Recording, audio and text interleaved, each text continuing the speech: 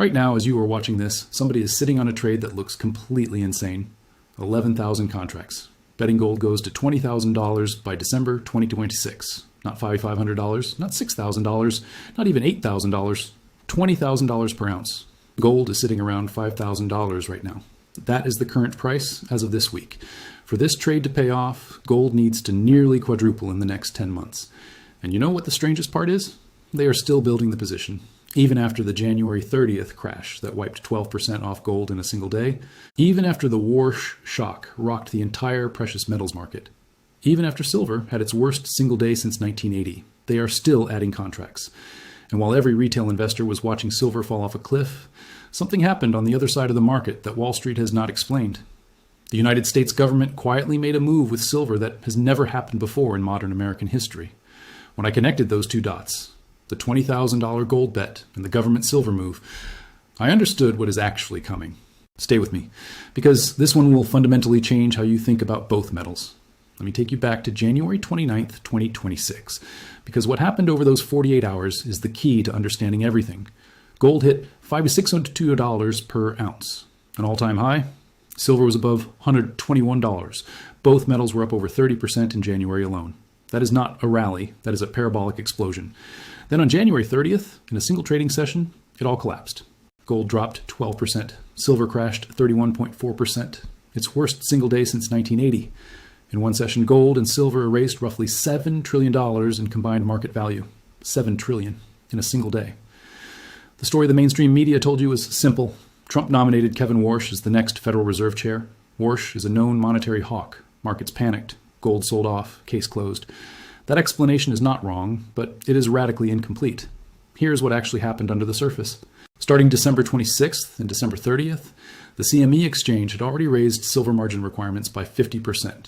That means a trader who needed $22,000 to hold a silver position suddenly needed $32,500 immediately in cash. Most retail traders do not have $10,000 sitting in their brokerage accounts on short notice. So when Warsh's name leaked on January 30th, algorithms detected the headline, triggered automatic sell orders. Margin calls went out to retail accounts simultaneously. Positions were force liquidated at whatever price the market offered.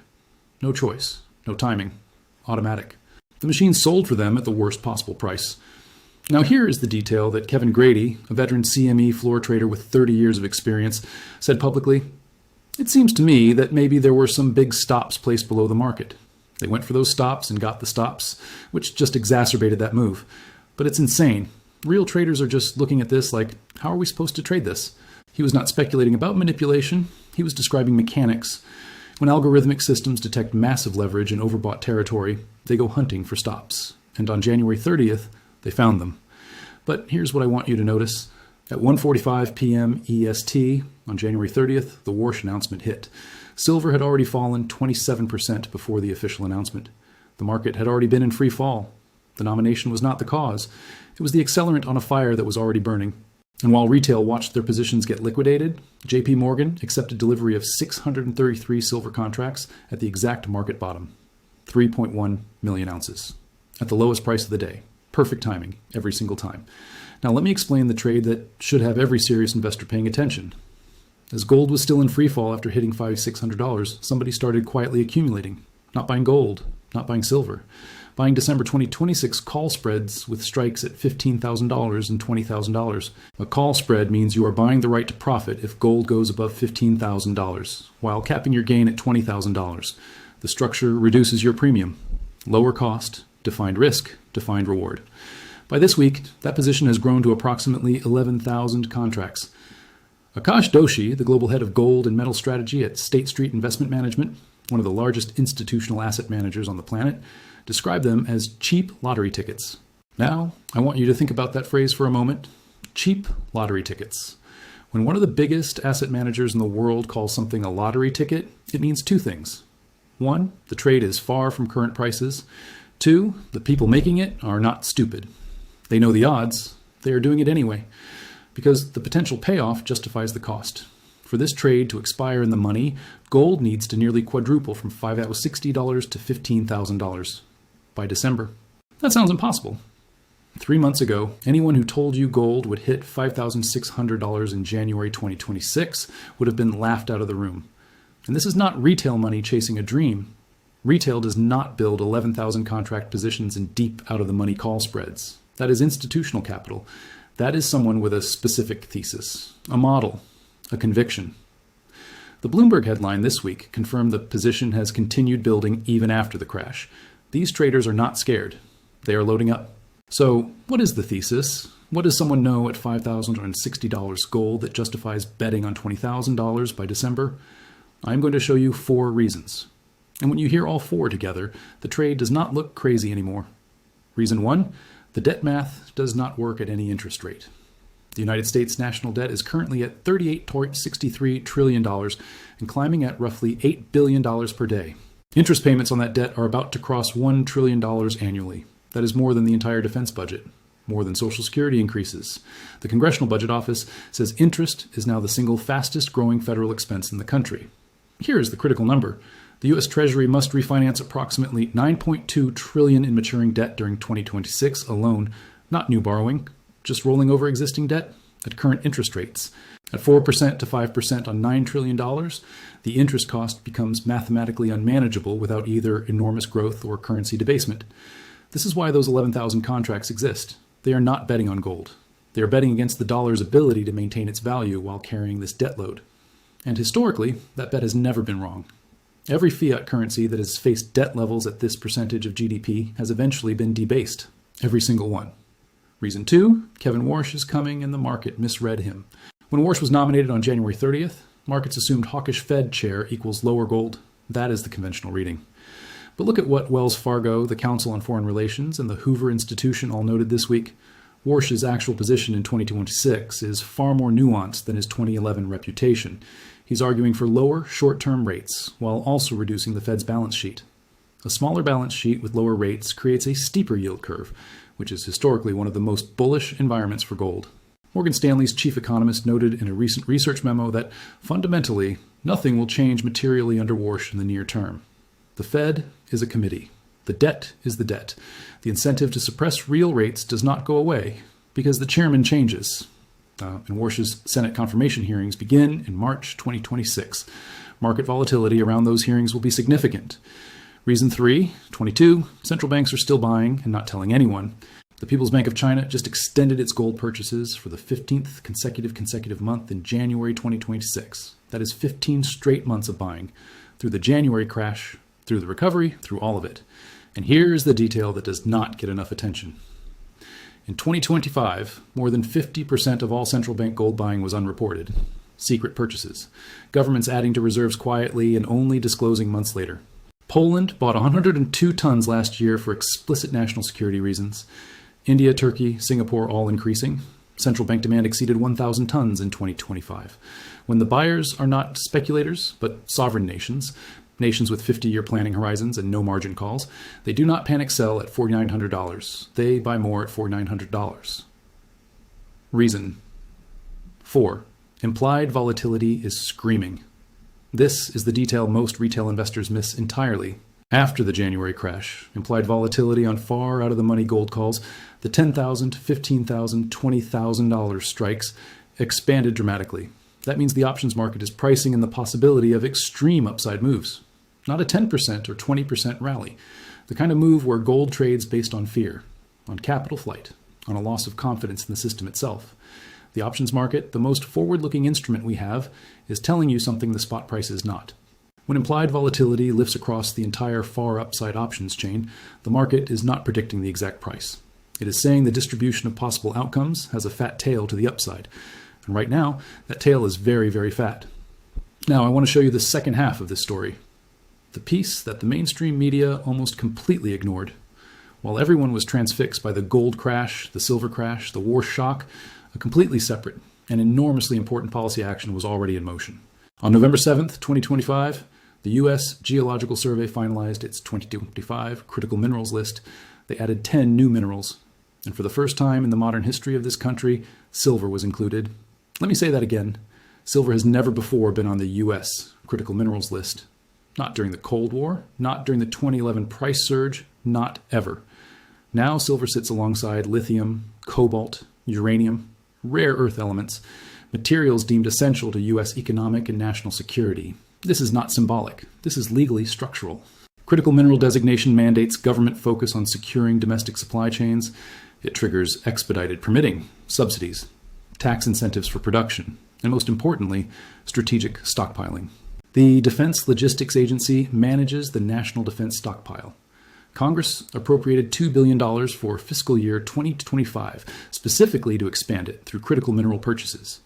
The Trump administration signed Executive Order 134, directing the Secretary of Defense to review and bolster the National Defense Stockpile. The DoD announced intent to procure up to $1 billion in stockpile materials last year.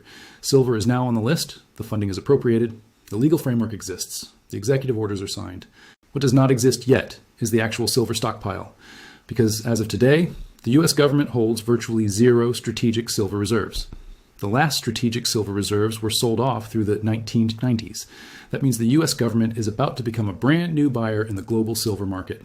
A buyer with a $2 billion budget, a congressional mandate, a national security justification, and literally zero existing inventory to start from.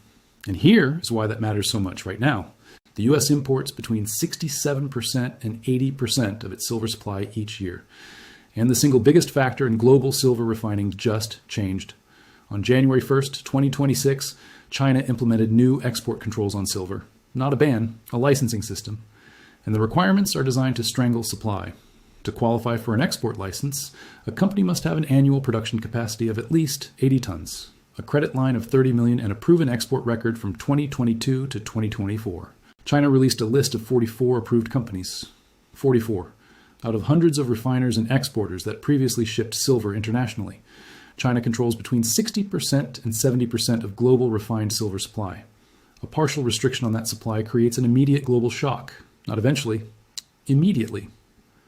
Elon Musk posted on X the day this was announced. This is not good. Silver is needed in many industrial processes. He was not being dramatic. He was being accurate. The global silver market was already in deficit before this move, 5 consecutive years of demand exceeding supply. The Silver Institute estimated a deficit of over 230 million ounces in 2025. That is the equivalent of the entire annual output of Mexico, the world's largest silver producer, just to fill the gap. Shanghai Futures Exchange silver inventory has dropped to 11 million ounces. 11 million. Inventory levels not seen in a decade. Now map that against current demand. Solar panel manufacturing needs over 125 million ounces annually for photovoltaic cells. AI data centers are consuming silver in every server for high-performance connectivity. Electric vehicle production uses silver in every circuit board, every connector, every battery management system. And defense applications use silver in missile guidance, satellite systems, and electronic warfare components. These buyers cannot substitute. They cannot slow down. They need the metal to keep production lines running. And they will pay whatever it takes. So you now have 2 superpowers, the United States and China, both treating silver as a strategic resource, both trying to secure supply, on opposite sides of the same trade. One analyst called this World War III for silver. I think that is dramatic. But strategically, the logic is exactly right. Silver is trading around $77 right now as we record this. That is 37% below its all-time high from late January. Silver at $77 is not where the bull market ended. It is where the bull market reloaded. Here is why I'm confident in that statement. During the January crash, silver mining stocks fell roughly half as much as the metal itself. In every true bull market blow-off top throughout history, 2003 to 2006, 2009 to 2011, 2020 forward, the miners led the metal to the downside when the move was genuinely over. They collapsed harder and faster than spot prices. That did not happen in January 2026. The miners held. That is one of the most reliable signals in the entire precious metals sector that the secular trend is intact. There is also the gold to silver ratio to consider. Right now it sits around 65, meaning 1 ounce of gold buys 65 ounces of silver. During the final acceleration phase of gold bull markets, 2011, 1980, every major historical instance, that ratio compressed hard toward 30 to 40, sometimes lower. If gold gets anywhere near the $15,000 that those call spreads require, and the ratio moves to its historical mean of 40 to 50, silver does not stay at $70. It goes to $300, maybe $375, possibly higher in a true dislocation. True, and you're buying it right now during a supply deficit, during a government stockpile announcement, during Chinese export restrictions, at 37% below its all-time high. HSBC's commodity team has raised their 2026 silver forecast to $68.25 per ounce. UBS has a gold target of $6,200 by Q3. Deutsche Bank sees gold above $6,000. If those banks are right on gold, and the ratio compresses even modestly, silver's math becomes extraordinary. Let me give you the 30,000-foot view, because that is ultimately what the $20,000 gold bet is about. Every study ever conducted on fiat currencies not backed by hard assets, has reached the same conclusion.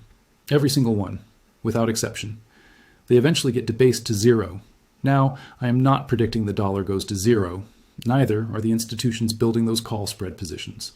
What they are predicting is the direction. The direction is clear, and the direction is what matters for gold and silver. The U.S. Treasury must roll over $9.2 trillion in debt this year alone, at market rates that are 4% to 5%. The interest on that debt will hit $1 trillion annually in 2026, a number that just 3 years ago would have seemed like a worst-case scenario. Kevin Warsh, the incoming Fed chair, is stepping into a job where the only realistic options are financial repression, keeping real rates below inflation to let debt shrink as a percentage of GDP, or allowing yields to rise and watching the federal government face a debt spiral. The people holding those 11,000 contracts understand this. They are not predicting the exact price. They are betting on the endgame of a monetary system that has been running on borrowed time since 2008. And gold has never, not once in 5,000 years of human civilization, lost a bet against currencies managed by governments that print. Here is the picture that emerges when you put it all together. 11,000 contracts betting $20,000 gold by December. The U.S. government classifying silver as a critical mineral for the first time in history. $2 billion appropriated for the national defense stockpile. With zero silver reserves to start from, China restricting silver exports through a licensing system that eliminated hundreds of qualified exporters overnight. Shanghai inventory at 11 million ounces, the lowest in a decade. 5 consecutive years of global supply deficit. Widening, not narrowing. Gold at $5,060 right now, recovering strongly after the January crash, with UBS targeting $6,200 by Q3. Silver at $77, 37% below its all-time high.